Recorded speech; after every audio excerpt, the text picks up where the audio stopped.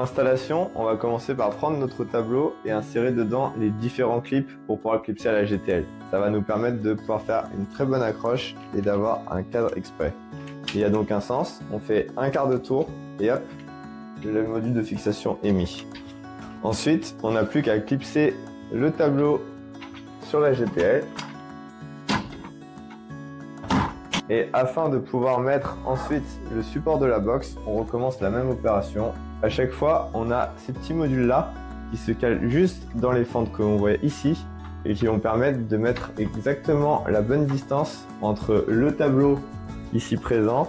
En effet, on retrouve exactement la même encoche juste en dessous et donc ça nous permet de glisser dedans et d'avoir ainsi une finition parfaite entre le tableau et le support pour la box.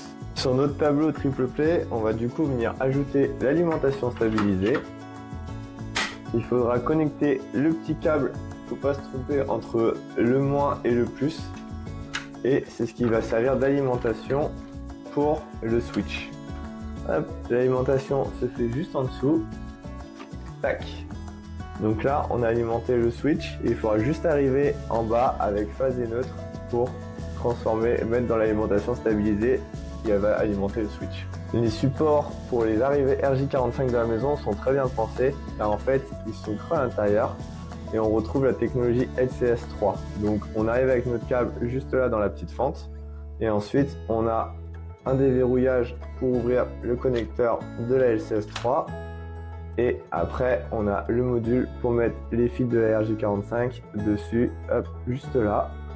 Ensuite, une fois que tout est refermé, on remet, une fois qu'on a fait le câblage, on reclipse et une fois qu'on l'a mis, on le remet sur le côté en fait, on l'intègre dans le support, tac, et on a notre RJ45 qui arrivera donc juste là et on peut mettre l'identification pour la pièce en question. Si un jour on a besoin d'intervenir dessus, pareil, on peut ressortir facilement sur le côté le support LCS3. Voici pour l'exemple la préparation d'un RJ45. Donc on le dénude, on enlève les différents blindages, on prend le connecteur LCS3, on enlève le blindage, on le garde sur le côté, on glisse tout dedans, sauf le blindage qu'on va venir entourer hop, tout autour. Et à partir d'ici, on a les indications de couleur suivant le type A ou B.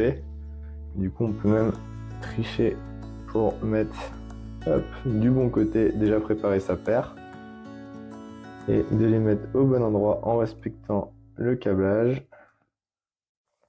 Ce qui est top, c'est qu'une fois que le fil est mis, il ne bougera plus du tout. Une fois que les fils sont bien clippés dans les différents éléments, on prend une petite pince et on va couper le fil aux extrémités une fois qu'il est bien clippé. Ensuite, on prend notre LCS3 dans l'autre sens. Il y a une forme qui indique la petite flèche pour rentrer dedans. On rentre dedans, on referme et on a une petite bague de verrouillage qui est juste là. Une fois qu'elle est mise, la RJ45 est verrouillée. Il nous suffit juste ensuite de l'intégrer comme expliqué avant, hop, sur le côté, tac. Là c'est les câbles RJ45 du coup qui viennent de la maison, qui rentrent dans le module avec le brassage en LCS3. Et ensuite, pour faire le brassage, on utilise des petits câbles RJ45 comme ceci. Donc au-dessus, on a 8 ports RJ45. Et après, il suffit juste de connecter hop, un port à un endroit.